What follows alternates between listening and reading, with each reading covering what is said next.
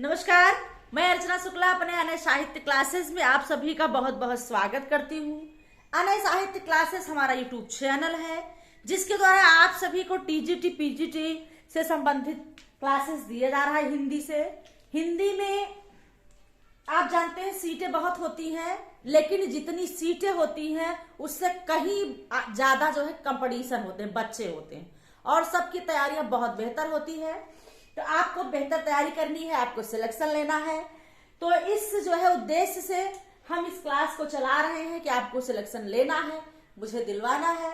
तो आप लोग चैनल से जुड़े रहें और चैनल को सब्सक्राइब किए रहें, जिससे कि हमारे द्वारा जो भी कक्षाएं दी जाएं आप लोगों तक पहुंच जाए वो कक्षा। तो हम लोग जो है पढ़ रहे हैं अलंकार में। कल मैंने आपको अलंकार के प्रकार के साथ साथ अनुप्रास अलंकार पढ़ाया था, जिसमें अनुप्रास अलंकार में मैंने अनुप्रास अलंकार के दो पार्ट मैंने आपको कल पढ़ाया था। अनुप्रास अलंकार की परिभाषा, उदाहरण और अनुप्रास अलंकार के प्रकार में दो प्रकार मैंने कल आपको पढ़ाया। अनुप्रास अलंकार में 5 भेद होते हैं। मैंने कल आपको 6 का और वृत्तीय अलंकार पढ़ाया अनुप्रास में, ठीक है। आज हम आपको पढ़ाने वाले हैं श्रुत्या अलंकार, श्रुत्या अनुप्रास अलंकार, जो कि अनुप्रास अलंकार का तीसरा भेद है। आइए देखते हैं कि श्रुत्या अलंकार, श्रुत्या अनुप्रास अलंकार क्या है।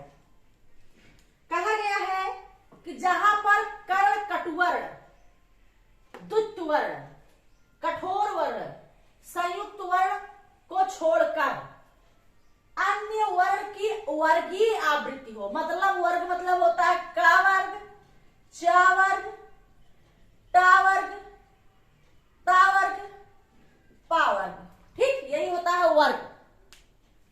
कहता है कि कर्ण कटुवर्ण, द्वित्व वर्ण, कठोर वर्ण, संयुक्त वर्ण को छोड़कर अन्य वर्ण की वर्गीय आवृत्ति हो, उसे श्रुत्या अनुप्रास अलंकार कहते हैं। जैसे उदाहरण, मतलब श्रुत्या अनुप्रास अलंकार में न तो द्वित्व वर्ण होगा, न कठोर वर्ण होगा, न संयुक्त वर्ण होगा, न तो जो है मतलब कटुकर्ण वर्ण होगा।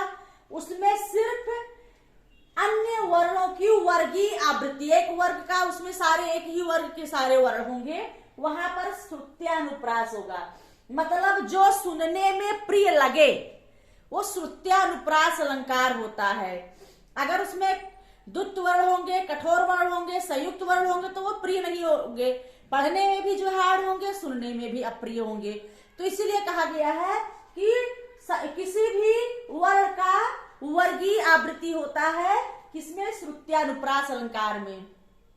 जैसे धनी राधिका धन्य सुंदरता, धनी मोहन की जोरी, धनी राधिका धन्य सुंदरता, धनी मोहन की जोरी। तो इसमें किस वर्ग की आवृत्ति है? इसमें ता वर्ग की आवृत्ति है। में धा, धा, धा, ता, धा, तथ दधना, ना, ठीक। तो इस प्रकार से यहाँ पर ता वर्ग की आवृत्ति है। ता वर्ग के सारे वर्ण इसमें ज्यादातर आए हुए हैं। तो ये कौन सा अलंकार होगा? श्रुत्यानुप्रास अलंकार होगा। अगला है लाटानुप्रास। लाटानुप्रास अलंकार में कहा गया है कि जहां पर शब्द खंड या वाक्य खंड की आवृत्ति हो, मतलब शब्द खंड और वाक्य खंड आए, बार बार आए, लेकिन अन्वय करने पर उसके अर्थ में अंतर हो, तो वहां पर क्या होगा? लाटानुप्रास होगा। कि जहां पर शब्द खंड या वाक्य खंड की आवृत्ति हो वहां पर लाटानुप्रास होता है। जैसे पूत सपूत तो क्यों धन संचिय, पूत कपूत तो क्यों धन संचिय। मतलब यहां पर कहा गया है कि यदि पूत जो है पुत्र मतलब सपुत्र हो, अच्छा पुत्र हो, तो वहां धन संचय की जरूरत नहीं है, वो खुद बना लेगा।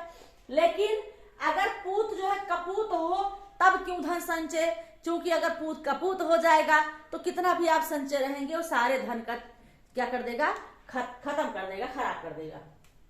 अगला है पराधीन जो जन नहीं स्वर्ग नरक का हेतु। पराधीन जो जन नहीं स्वर्ग नरक का हेतु। इसमें देखिए एक वाक्य खंड, वही वाक्य खंड इसमें भी आया है। इस प्रकार से पूत सपूत तो क्यों धन संचय, पूत कपूत तो क्यों धन संचय, ये भी वाक्य खंडों की आवृत्ति हुई है, यहाँ भी वाक्य खंडों की आवृत्ति हुई है। तो यहाँ पर क्या होगा, यहाँ पर भी अलंकार में होगा लाटानुप्रास।